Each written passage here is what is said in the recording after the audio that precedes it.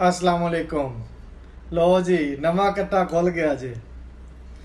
बड़े अजीब कहानी है यार, बात पूरी ज़रूर सुनना। कि एक फ़्लाइट जो दुबई से मुल्तान आती है हर रोज़, 222 फ्लैट नंबर है।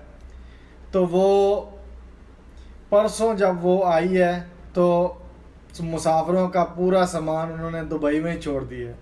मुझे हैरानगी है कि हमारे पाकिस्तानी जो दूसरों का सामान उठा के ले आते हैं, वो इस दफ़ा अपना छोड़ के आ गए हैं। तो वो काफ़ी आवाम जो है ना, वो पायलट के साथ काफ़ी बदतमीज़ी कर रही है। शायद आपको पीछे नज़र ही भी आ रही होगी। तो ये कंडीशन परसों की ये अपडेट थी, तो मैंने कहा आपसे शेयर कर दूं कि हमारे पाकिस्तानी जो इतने चुस्त, इतने चालाक हैं, वो अपना सामान दुबई में भूल आए हैं। और दरअसल फ़्लाइट वालों को कौन सी टेंशन होती है, सामान तो मुसाफिरों का है, जिन बेचारों ने इतनी महंगी महंगी टिकट्स ली होती हैं। तो उन्हें क्या प्रॉब्लम है, वहाँ रह जाए या यहाँ आ जाए।